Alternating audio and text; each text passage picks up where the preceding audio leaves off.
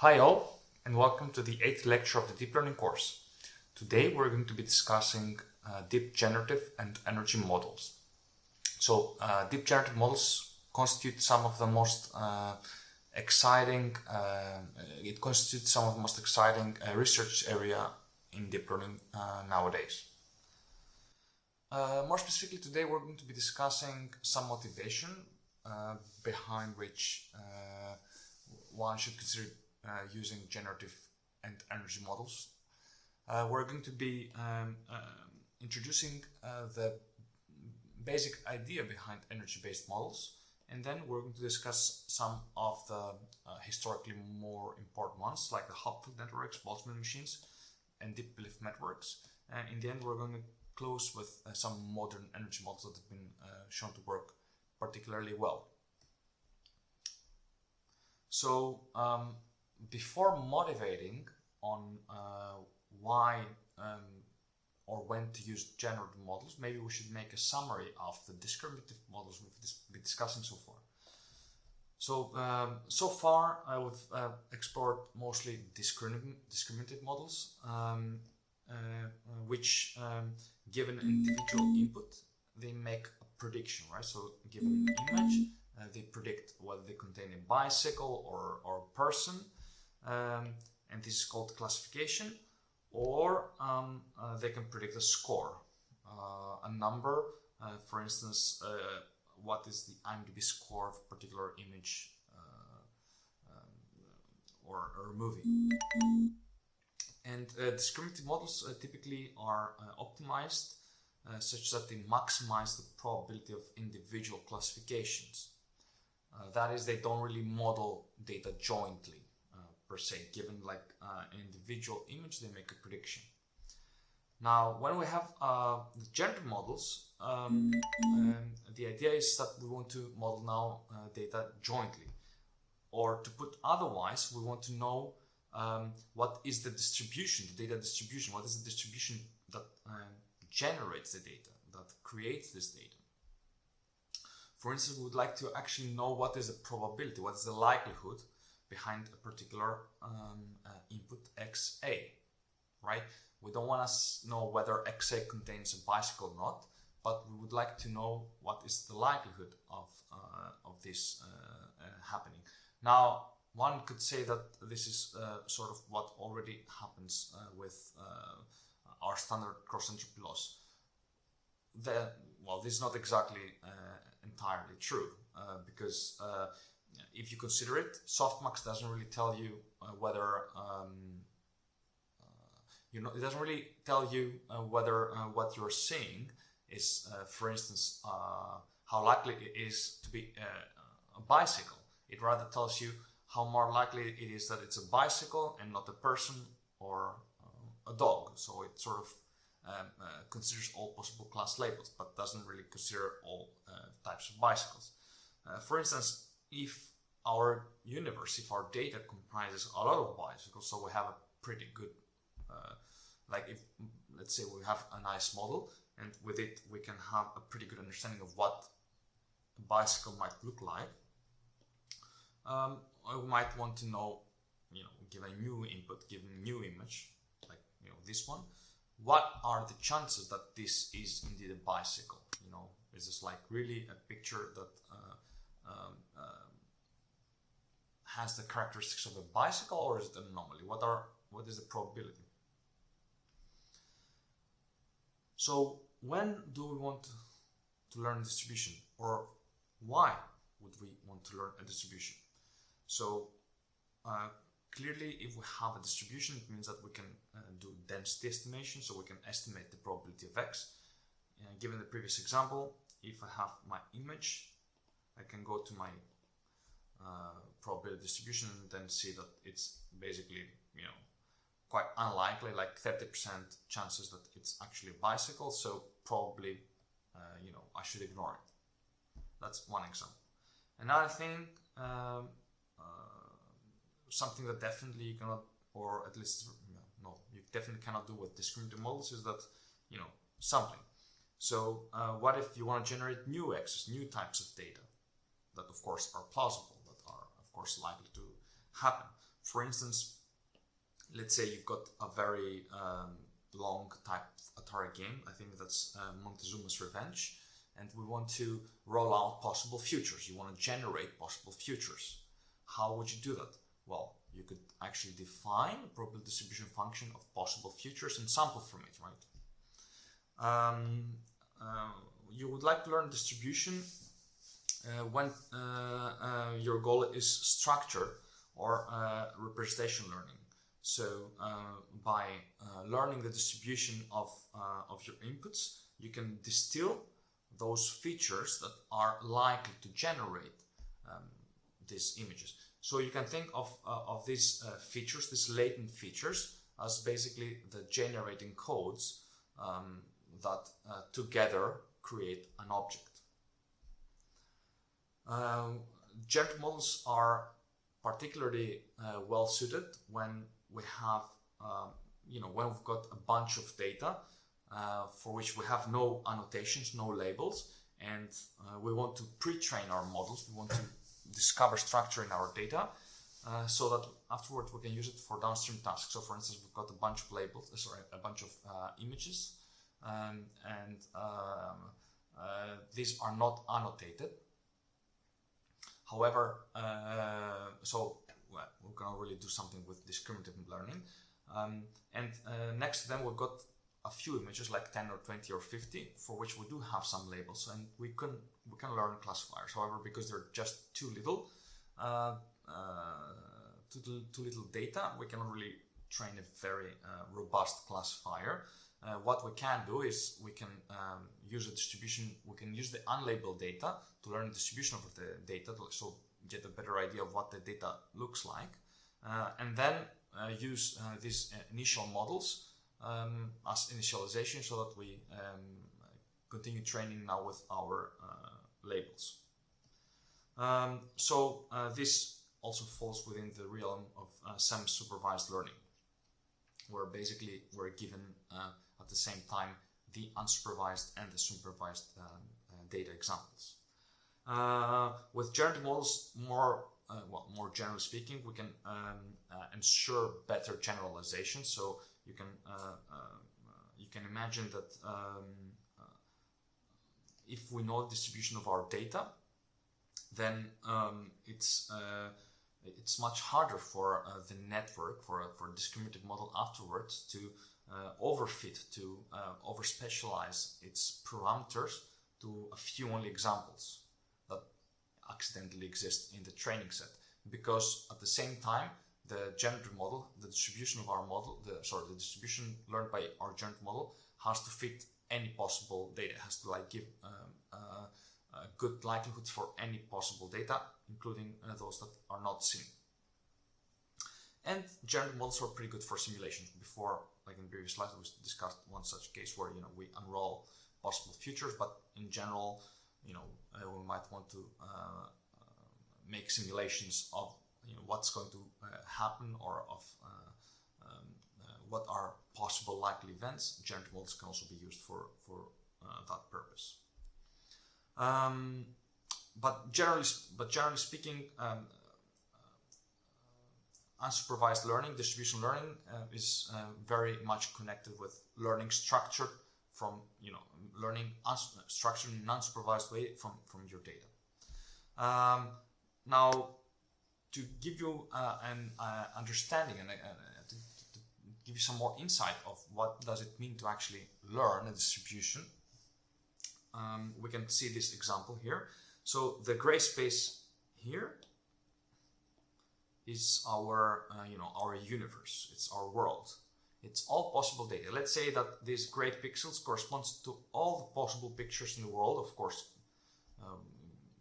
given certain resolutions and color ranges, etc. But here we've got all of our possible pixel arrangements ever, right? So this actually is a really extremely gigantic number. What we do have are these dark bullets, right? So these dark bullets, these circles, are our images, are, for instance, the ImageNet. And what we want to do is we know that or at least the hypothesis behind generative models, is that there is a true data distribution, and this true data distribution is, for instance, this green one. Now, unfortunately, we cannot know that, right? Like, we cannot really know what is the generating mechanism behind images in general, right? Like, we cannot really write it down into an equation. What do we want to do instead is define a model, a parametric model, such that it can approximate quite all right this true data distribution. That is, it assigns high likelihoods on the images that we observed in our training set. We cannot really know we cannot really know all possible pictures.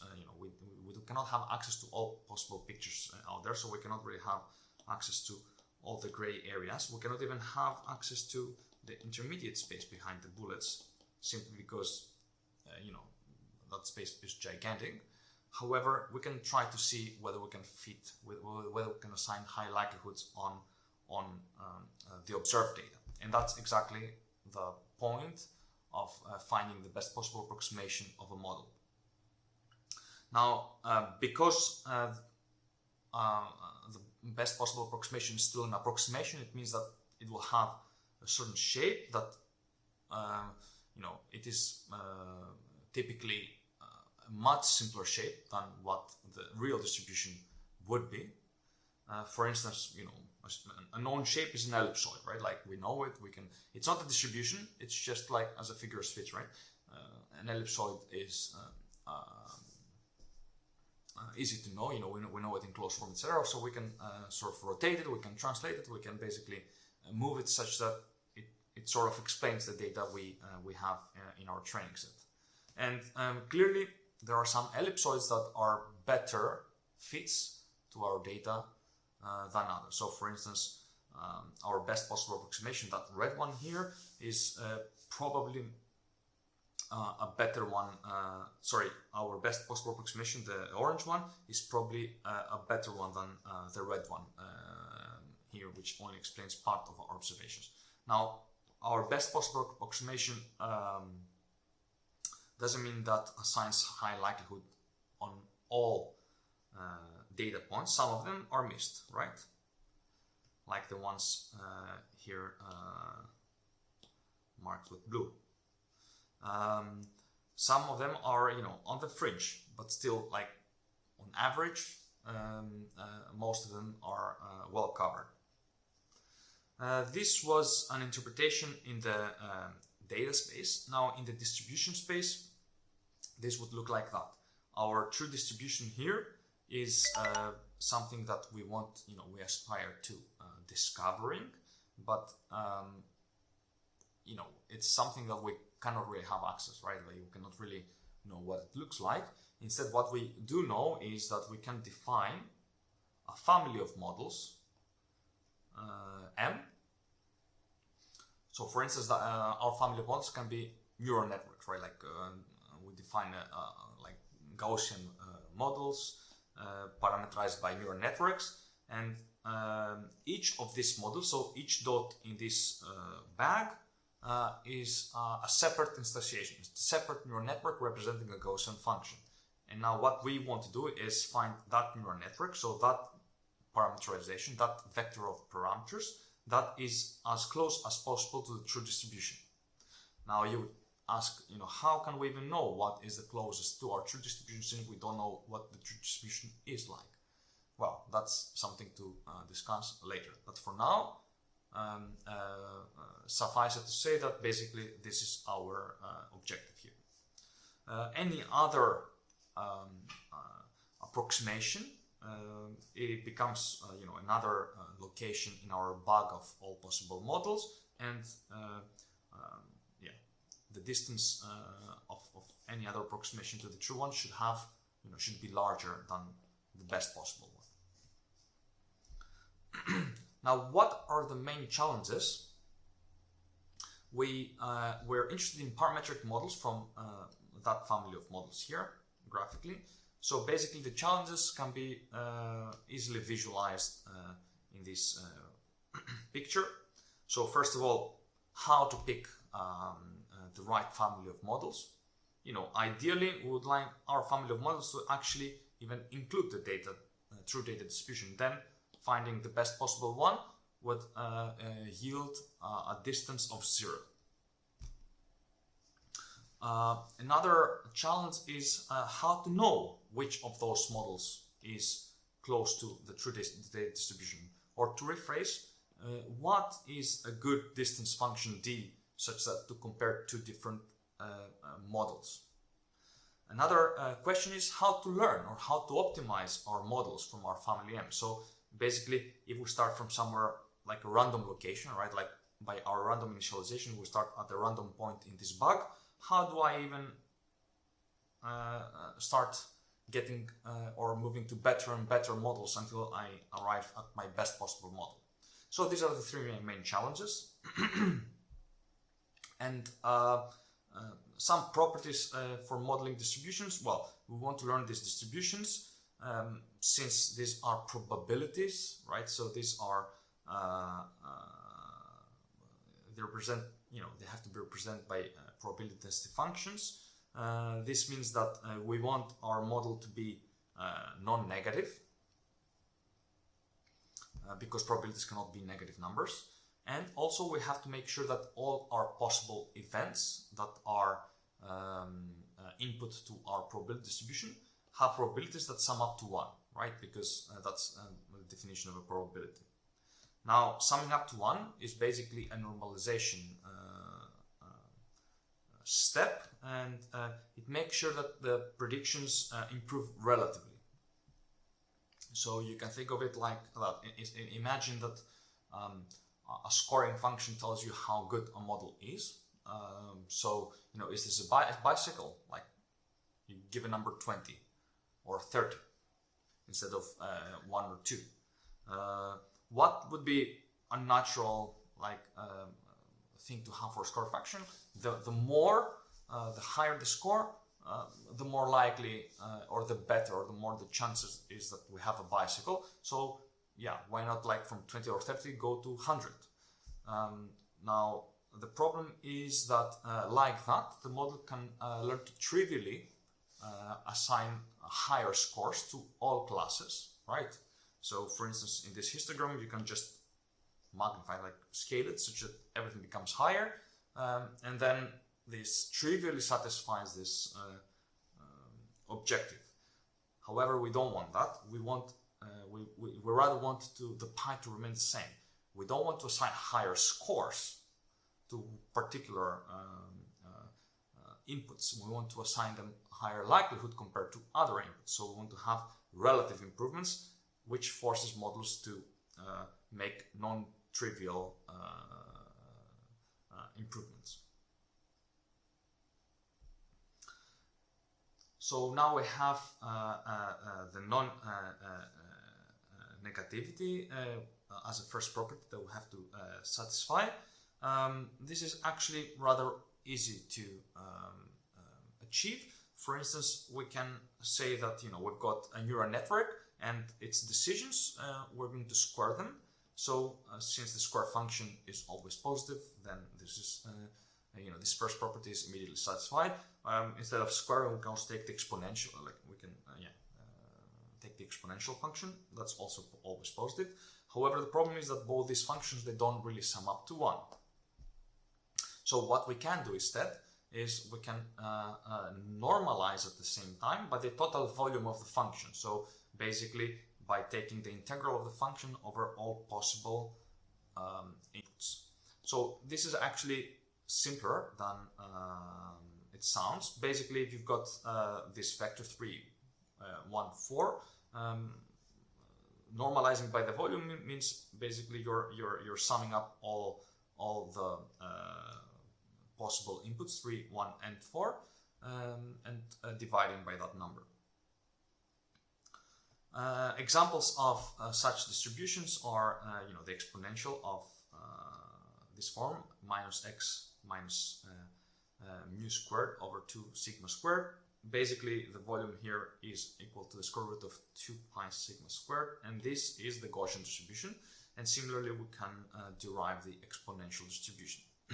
So the Gaussian distribution is the exponential of these guys here, and by computing the volume, we arrive at the actual Gaussian distribution. In general, by doing that, we must actually find convenient functions g, right? So that we can compute the integral analytically. Analytically means closed form solution, and having a closed form solution means that we don't have to numerically approximate the integral, or that can actually be very hard. Analytically means good efficiency and of course top accuracy. If we cannot ensure that, then we simply cannot guarantee that we're going to have valid probabilities, and if we cannot have valid probabilities, then we will have problems with learning, with optimizations and evaluations, as well as sampling. So probably by now you've felt why or when learning a distribution is hard. It's basically hard because of the integral. So the integral means that learning these distributions scales up very hard. So it's very hard to scale. If you can still do it with a few dimensions, but if you go to thousands of dimensions with images, that makes it very hard to compute. And it's even more so because you've got a lot of different components in your summation. So think of a 300 by 400 color image in the 0 to 256 input range. Now the number of all possible images is basically humongous. So in principle you have to assign a probability to all of them, and that is actually a pretty hard thing to do. So while it is easy to define a family of models, you can just write down the math, we still have an integral in there, which means that it's not going to be easy to sample, right? So if we cannot really know the probabilities, we cannot solve our integral analytically or otherwise, we simply don't have an easy way to compute the probabilities, and we cannot easily compute samples.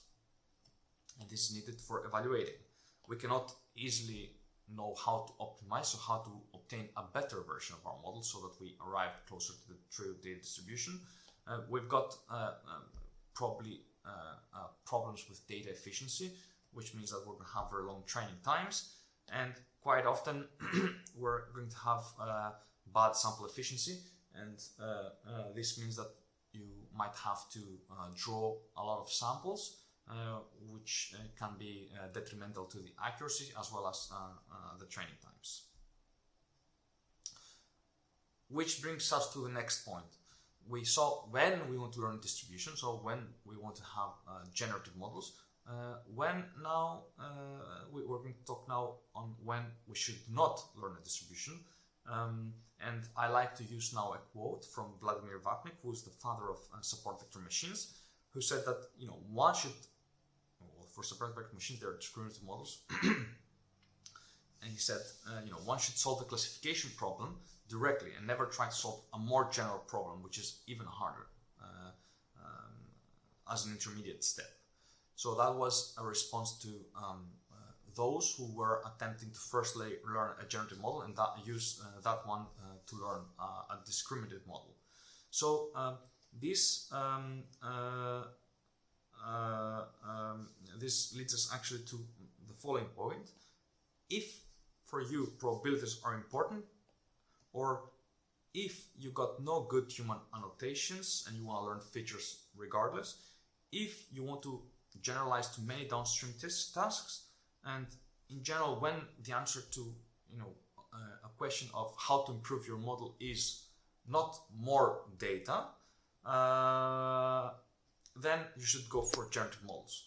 However, in practice, you don't care about probabilities. You care only whether something is a bicycle or it's not a bicycle.